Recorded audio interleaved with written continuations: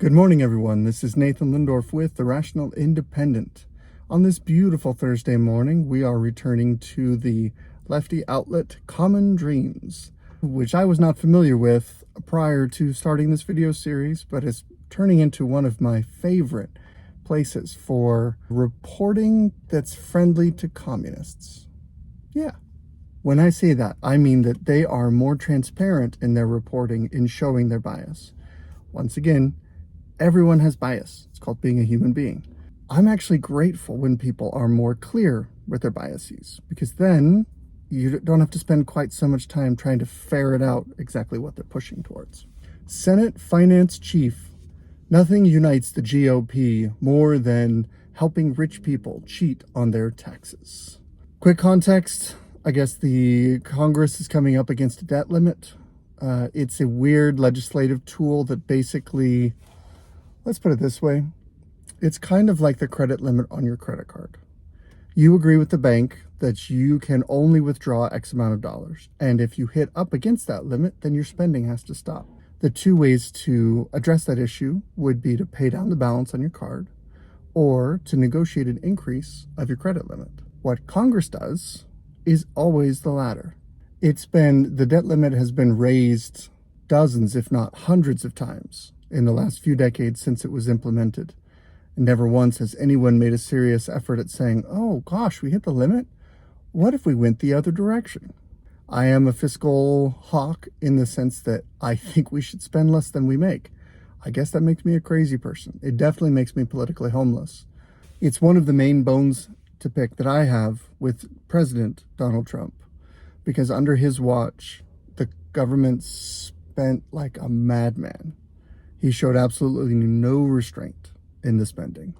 And when the Democrats are in charge, they definitely don't show any restraint either, which means that we just hurtle towards this cliff of insolvency. And it drives me bananas because I feel like I'm one of the few people who's willing to act like an adult and look at the fact that money is not endless and that you can crash the economy, you can crash the credibility of the United States in a way that is irreparable. And the little part of me that likes to entertain those things that are difficult to prove says that there's a portion of people in the government that are intentionally trying to crash America by making it insolvent. Because if you crash it, then you get to rebuild it. And there are people who want to rebuild the American system more in line with their dreams, their common dreams. And in order to do that, they have to make us vulnerable. But that's not the framework for most people when they approach this topic. So let's talk about some of the language used in this article, some of the framing, and particularly some of the emotionally laden words. First, he identifies that the right-wing caucus is often fractious. It's true. People in the Republican Party are not united. It took them a month to nominate a Speaker for the House, which is normally something that just happens, smooth and simple. But they are suddenly united around one common objective: helping rich people cheat on their taxes. That's probably how the Republicans put it in their agenda. Is there anything we can unite on, fellow Republicans? Well, yeah, we love helping rich people cheat on their taxes. Yeah, me too. What a coincidence. Let's unite around that. This is not reporting. Now, thankfully, it's at least in the opinion section of their... Nope. It's in their news section. I love this outlet. Oh, dear. Okay. So it talks a little bit about actually one of the main points. One of the main points the author makes is in relation to the IRS funding that was part of the Inflation Reduction Act. Roughly $80 billion. Now, Republicans like to make a talking point out of that, saying that that is going to fund new armed IRS agents that are going to come and seize your assets and take you to prison. And the people on the left in the Democratic Party will say, no, none of the money is going towards that. It's going towards money spent to audit the rich and operations support, money for rent of office buildings, cars, phones, etc. I'm just going to point out one little logical fallacy. This is a bait and switch thing that happens all the time, but it's important to point out. Money is fungible. What that means is that it is exchangeable with no loss of value. If you give me money to pay my rent. I can take the money I would have spent on my rent and buy crack cocaine with it. You didn't buy cocaine for me. I did. But I was enabled to buy it because you paid my rent. If the government funds an organization, it doesn't matter what the government pays for. It frees up capital from other sources to be spent on more controversial things. If the IRS has to pay out of its current appropriations for rent and cars and phones, etc., then it would not be able to staff up enforcement agents. If this funding bill takes care of those obligations, then the money that otherwise would have gone to that can be used to staff up enforcement. I said can, because I'm not a prophet. I can't tell the future.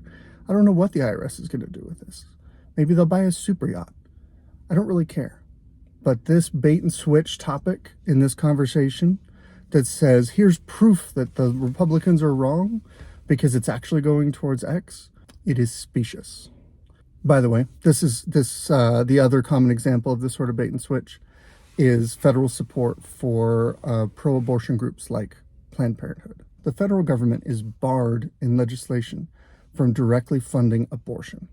However, if the government gives Planned Parenthood money that it uses for staff, for building rent, for phones and cars and overhead, administrative overhead and the like, they've freed up funds that can be used to provide abortion services, thereby indirectly funding abortion. This is not tricky. This is not the trickiest thing you're going to encounter, but it's real. It happens all the time. But we get into this weird talking point argument where the Republicans on the right say, Planned Parenthood is getting funded for its abortions from the federal government. And then the people on the left go, no, that's not happening at all. Look, the money is actually going to X, Y, or Z. But the money can be exchanged. The money can be redirected. It's an accounting trick. It's not a counter-argument. Two things are true in regards to IRS enforcement. The lower 2/3 of the American population holds the most wealth in America. In other words, if you're the government and you're saying, where do I go within the population to extract as much money as possible? It's not the 1%. It's the lower 2/3, the quote-unquote middle class. And the reason for that is most of their income is less flexible. It's usually in the form of a wage or salary of some sort. Very transparent to the government. It's fairly static in the sense of year to year. It generally stays the same, which makes it easier to audit and make sure compliance is in place. And the people in that class have less available capital to fight an audit or to hire lawyers and accountants to jump through all of the complicated legal regulations that would enable them to take portions of their income and protect it from taxes. They have less capital to do that, and therefore the audits tend to be more successful.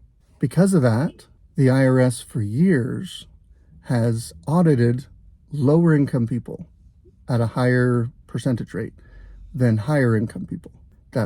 May not necessarily seem intuitive, and it's not something they like to advertise because it makes it look like they're chasing the everyman, but it's true. Here's the interesting thing. In this very left-leaning outlet, this very left-leaning article, he admits that. He gives some caveats. I'll go ahead and read it. Underfunded and short-staffed, the IRS has for years audited lower-income Americans at the same or higher rates than the rich, who often have more complicated returns that the agency says are more expensive to assess. Interesting that he's willing to admit that. One other thing that I want to point out here. Collecting taxes from the wealthy is hard. The reason why is because they're wealthy. That may seem obvious, but let me just lay this out for you. If you make $60,000 a year as a middle school teacher and you have a stay-at-home wife, maybe makes $10,000 doing something part-time a year, and you have 3 kids, you have to take all the money that comes in and shove it back out to all the needs of your household budget. You don't have a lot of slack. You don't have the ability to defer that income. You need it today, if not yesterday. And that's not necessarily bad in and of itself. It's just reality. It's just accounting. If you make, let's offer a silly example. If you make $6 million a year in revenue from your business, and your lifestyle costs you, let's just call it $200,000 a year, you don't need the money. You don't need to bring it home. And the way that the tax structure is built, again, I'm neither pro nor con in this conversation on the way the tax structure is built. But over and over in this article, it talks about how all the rich people are cheating on their taxes. It's not cheating to follow the law. If the law is wrong, change the law. But lying about the law doesn't help anybody. Claiming that someone is cheating when they're not is not helpful. Silly example. You make $6 million a year. You need 200,000. You don't need that 5.8. But the way the tax structure is built, you don't get taxed until you, quote unquote, bring that 5.8 million home. Take it out of your business, take it out of your investments, and use it in the economy. Make it available to your household. If you keep it in the business, if you put it into R&D, if you put it into investment, if you put it into expansion, if you put it into capital allocation, capital equipment, then you don't get taxed on that money because you didn't bring it home. If you put it into some kind of tax deferred instrument, you don't get taxed on that money. You didn't bring it home. So you have successfully, quote unquote, you have successfully cheated on your taxes. Good for you. You followed the law. Who does it make more sense to audit? Someone who has the flexibility, given the disparity between their income and their needs, to defer what they're spending, to allocate it towards business needs, to put it into tax deferred instruments, whatever. Who is worth chasing down? Someone who's expensive and squirrely, or someone who is fairly constrained and makes a nice soft target for you to grab and squeeze? I also thought that this was kind of interesting. The very next sentence, according to one estimate, tax dodging could cost the federal government more than $7 trillion in revenue over the next decade. A separate 2021 study found that the richest 1% of U.S. households don't report 21% of their income, often making use of sophisticated evasion that the weakened IRS has failed to combat. That's what I just said. But what I wanted to point this out was it was particularly delightful compared to yesterday's article, in which PolitiFact, with a straight face, said President Obama and his wife made $560,000 this year and declared all of it on their taxes and paid a certain percentage on their taxes. And aren't they just wonderful, virtuous citizens who aren't doing it all to be in the 1%, who aren't sneaky or weird or evil or wealthy? And aren't they just wonderful? We should just love on them. With a straight face. That's pretty impressive. If you think that the Bidens don't use sophisticated evasion techniques, as this article says, you're a silly person. Please give us more money. Please give us more money. Okay.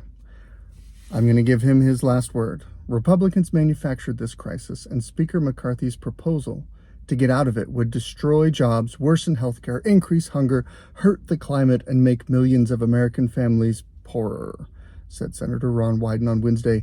This hostage-taking cannot continue. Hostage-taking? Really? That's what we're talking about here. I've gotten a lot of traction on the channel and a lot of comments, a lot of conversation in regards to guns and abortion. Seems to be very hot topics. Very important. Very intractable in that particular topic. Most people's opinions are rather intractable on that topic. There's a host of other topics that we've got to pay attention to as a culture, or we're going to hit the wall. And one of them is fiscal responsibility. I don't know if you've ever been under tremendous financial pressure. I don't know if you personally have ever dealt with a huge burden that you're not sure you could shoulder in your particular household. Everyone's life experience is different. What I can tell you from my own experience is that it is far, far better to accept the upcoming challenges, to accept the strain that's coming, and to begin to proactively resolve it before it crashes your household, before it drives you into bankruptcy. We are whistling past the graveyard, and we have done it for decades, and we may yet do it for decades more, but we are walking our country over the cliff. How far away the cliff is, nobody knows. but there is a cliff. And if we don't wake up, stop walking, and take a look at where we are and say, let's begin to take some measured steps away from that cliff, then it's only a matter of time. And I cannot support that. That's my Reddit rant for today. Good luck out there.